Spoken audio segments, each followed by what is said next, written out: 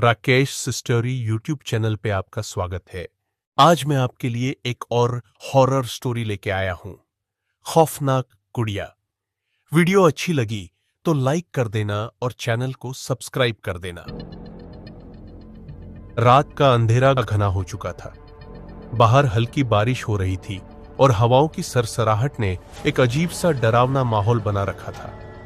राधिका, जो हाल ही में अपने नए घर में शिफ्ट हुई थी,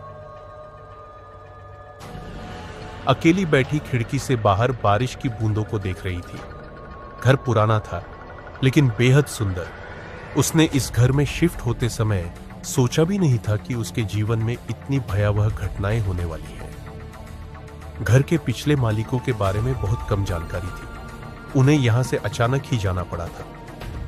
घर की सफाई करते समय राधिका को एक पुरानी अलमारी मिली जो बहुत पुराने समय की लग रही थी।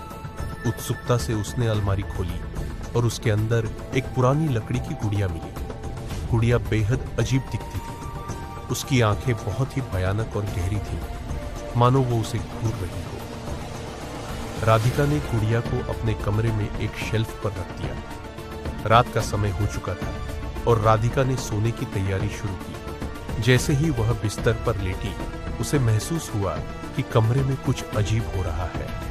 शेल्फ पर रखी गुड़िया की आंखें उसे घूर रही थीं। उसे लगा शायद यह उसका वहम है और उसने अनदेखा कर दिया। कुछ देर बाद अचानक से उसे किसी के हंसने की आवाज सुनाई दी। उसने इधर उधर देखा लेकिन कमरे में कोई नहीं था।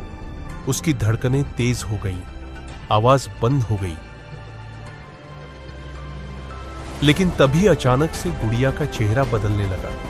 उसकी आंखें चमकने लगी, उस गुलेस्की और उसके होठों पर एक अजीब सी मुस्कान आ गई। राधिका घबरा गई और बिस्तर से उठकर गुड़िया की ओर बढ़ी।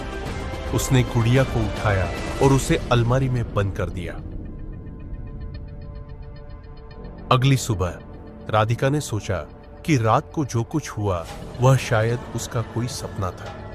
लेकिन जब उसने अलमारी खोली तो गुड़िया वहीं थी, उसकी वही भयानक आंखें और मुस्कान। डरते हुए उसने गुड़िया को उठाया और उसे घर से बाहर फेंक दिया। लेकिन यही उसकी सबसे बड़ी गलती थी। उसी रात जैसे ही वह सोने की कोशिश कर रही थी, उसे फिर से वही हंसने की आवाज सुनाई दी। अचानक से उसके कमरे का दरवाजा जोर से खुला और बंद होने लगा। उसे कमरे में ठंडी हवा महसूस हुई और तब उसने देखा गुड़िया उसके कमरे में वापस आ चुकी थी। राधिका चीखने लगी लेकिन उसकी आवाज किसी को सुनाई नहीं दी। गुड़िया अब और भी भयानक दिखने लगी थी। उसके छोटे छोटे पैर अचानक से हिलने लगे और वह राधिका की ओर बढ़ने लगी। उसकी आंखों में खून जैसा लालपन आ गया था। गुड़िया धीरे धीरे राधिका के बिस्तर पर चढ़ी और उसके कानों के पास जाकर बुदबुदाई, तुम मुझसे कभी नहीं बच सकती। अगली सुबह जब पड़ोसी राधिका के घर गए तो उन्होंने उसे बिस्तर पर मृत पाया।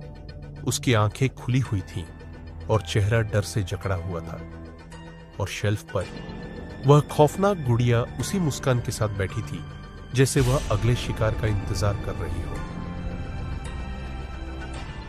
इस घटना के बाद उस घर में कोई और नहीं रहा।